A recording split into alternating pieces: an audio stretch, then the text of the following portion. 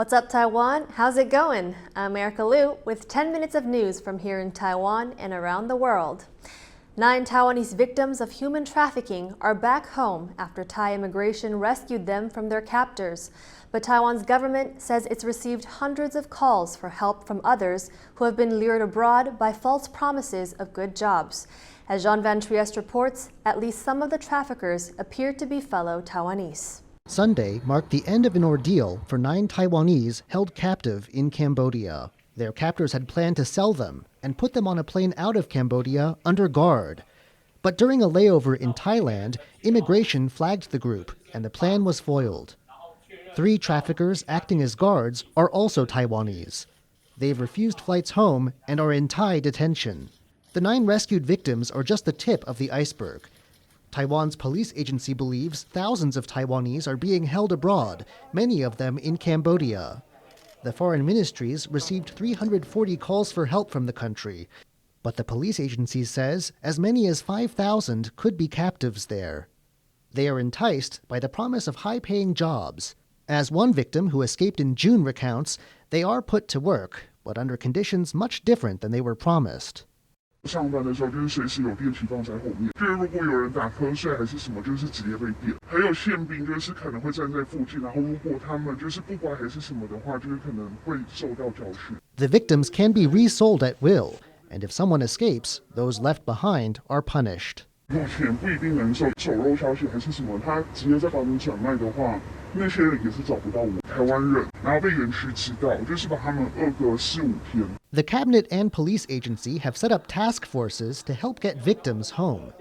But police now know Taiwanese are not just victims, but suspects. And their goal is to make sure they face justice here in Taiwan. Patrick Chen and John Van Trieste for TaiwanPlus. Some of the people who are most vulnerable to human trafficking comes from Taiwan's indigenous minority groups in remote parts of the country. Police in the southern county of Pingtung say 27 people from the county have been lured to fake jobs in Cambodia in the past year. Of these, 14 come from indigenous townships. In some cases, they told their family that they were moving to the capital, Taipei, for work. Relatives only learned they were no longer in the country when they were unable to contact them. Pingtung police are working to track down the missing persons. They have also gone to indigenous communities to urge people to be aware of the dangers of trafficking groups.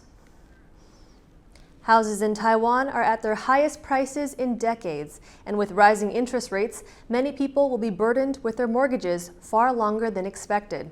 And as Jaime Yocon reports, the housing market is not expected to cool anytime soon.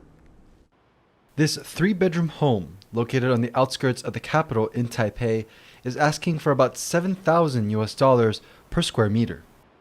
In a country where the average salary is $1,400 a month, it's out of reach for most of the population.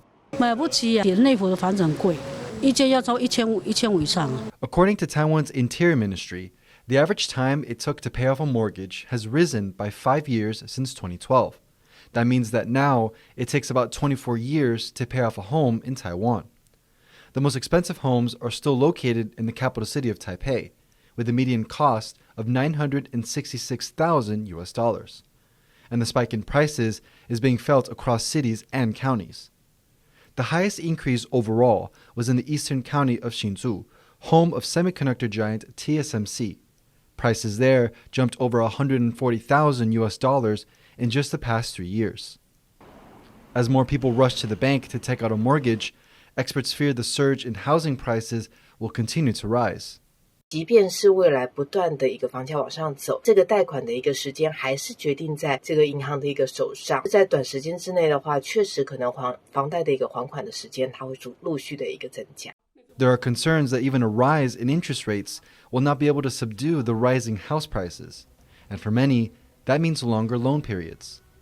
就像我自己买在新北市的，那现在贷款大概缴了3年了，然后可是因为是有约定前3年是那个利息的宽限期，就是因为跟银行约定30年，其实是没有受到影响，但是接下来升息可能造成的就是每个月的利息要缴的比较多。As homeowners and those looking to find a home are bracing for the worst, many are wondering whether it's even worth owning a home anymore. 升息之后压力肯定会更大，特别是刚买的还后悔。Recent polls show that the average age of a homebuyer has risen along with the prices. The government has been trying to implement initiatives to curb the soaring prices, but many feel it's too little, too late. Alex Chen and Jaime Ocon for TaiwanPlus. A Taiwanese high school marching band has won third place at a prestigious international music competition.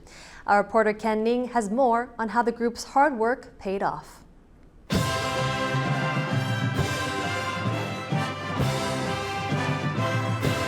For most people, it's hard not to get lost in excitement when music plays.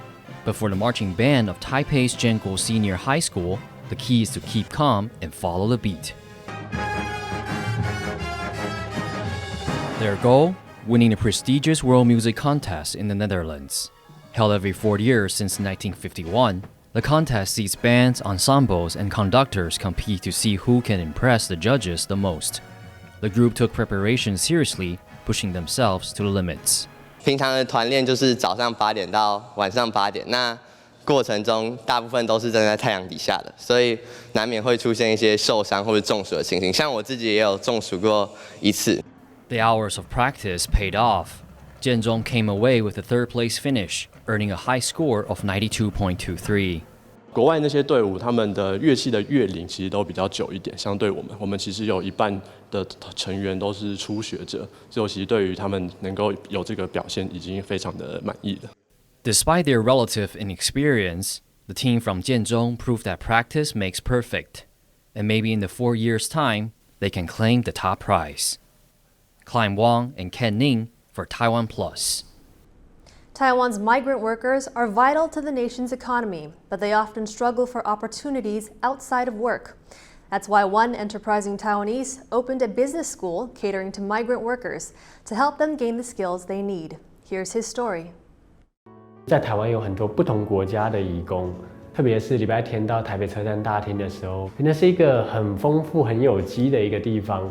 我刚好遇到了一群印尼人，他们就问我说，要不要当我们的中文老师？有一次设计的一个活动，就是让每一个人说出自己的新年新目标。那个时候有超过一半的人都跟我说，他们想要努力在台湾存钱，以后回去家乡开一个小店。我就在想说，我大学学的就是企管系，也许我就可以来开一些教他们怎么样准备开店的课。第一堂课有大概20个印尼人来上课。这也是让我开始有了成立一个正式的组织，后来变成了140这样子的想法。当我们正式的开启了这个学校以后，收到超乎预期的很多的需求，延伸到现在包含有中文课、电脑课、理财课、摄影啊、化妆啊、剪头发。我们希望这个学校不只是一个教授他们知识的一个地方，而是像是在台湾的第2个家。这5年里面，其实有很多的移工已经上完我们的课程，甚至是他结束在台湾的工作，已经回去他自己的家乡了。常常在工作的时候，会收到以前的学生给我的讯息。每一年，我们团队都会到东南亚去做家访，就会看到说，哇，有人真的开了一个餐厅，有人开了衣服店，有人开了一个养鸟的店，或是有人开牧场，养了150头羊。其实这种保持不断的连结，会让我觉得我这份工作对我来说很有成就感。每一个移工他其实都像一本书一样，他的人生其实是很有厚度的。很多人是奉献了他们20岁到30岁这最青春的一段时间来到台湾，然后我希望可以在他们在异乡的这段期间有一些可以支持的力量，让他们在这段过程中至少是一个很好的回忆。Thank you for watching What's Up Taiwan. Remember to download the TaiwanPlus app for more stories from Taiwan and around the world. Finally, today, we leave you with images of the annual diving contest in Bosnia. Divers plunged more than 20 meters from a platform into a deep pool below the Pliva waterfall. I'm Erika Liu. Take care and see you next time.